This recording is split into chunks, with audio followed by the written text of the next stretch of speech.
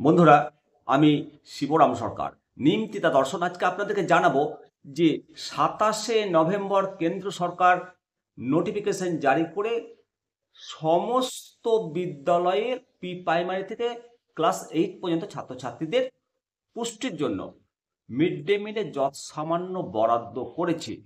আপনারা জানেন যে কেন্দ্র এবং রাজ্য সরকার 60-40 ব্যয় বহন করে।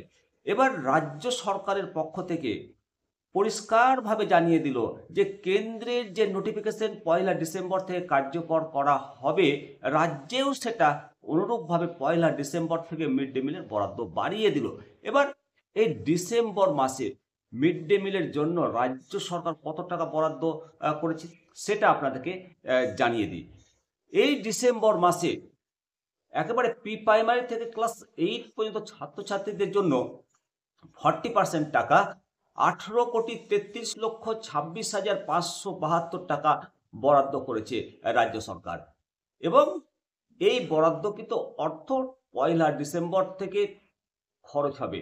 বন্ধুরা, রাজ্যের সিদ্ধান্ত, কেন্দ্রের সিদ্ধান্ত মেনে নিয়ে ছাত্রছাত্রীদের পুষ্টির যে ব্যবস্থা করলো রাজ্য সরকার, এটা নিঃসন্দেহে প্রশংসনীয়। তবে এই দুর্মূল্যর বাজারে এই পয়সায় মিড ডে মিল হয় না, কেননা বর্তমানে এই বাড়ার ফলে 6 টাকা 19 পয়সা 6 টাকা 19 পয়সা মিড ডে মিলের জন্য বরাদ্দ হলো।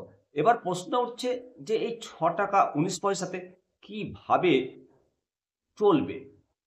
অবশ্যই 6 টাকা 19 পয়সা বন্ধুরা চলে না, কেননা বর্তমানে একটা ডিমের দাম 7 টাকা 50 পয়সা এবং অত্যন্ত আনাজপত্রের দাম বেশি। এরূপ অবস্থায় বিশেষ করে প্রাথমিক বিদ্যালয়গুলো মিড ডে মিল চালাতে হিমশিম খাবে, তাদের কোনো অবস্থার উন্নতি হবে না। আপনারা অবশ্যই মতামত দেবেন। এই যে 60-40 এই বরাদ্দ আরও বাড়ানো উচিত কেন্দ্রের, কেননা রাজ্যগুলোর আয় তো সীমিত, আর এই প্রকল্প কেন্দ্র রাজ্য যৌথ। তাহলে কেন্দ্র যদি বরাদ্দটা বেশি বাড়াতো, তাহলে রাজ্যও বরাদ্দ বেশি বাড়াতে বাধ্য ছিল। অবশ্য আপনাদের মতামত দেবেন। আমি শিবরাম সরকার আপনাদের সামনে যে যুক্তি উপস্থাপন করলাম যে কেন্দ্রের যদি বরাদ্দটা বেশি বাড়তো, তাহলে রাজ্যও অনুরূপভাবে বেশি বরাদ্দ করতে বাধ্য ছিল। আপনাদের মতামতের অপেক্ষায় পরবর্তী ভিডিও নিয়ে আবার আসবো। ভালো থাকুন, সুস্থ থাকুন, দেখতে থাকুন নিমতিতা দর্শন।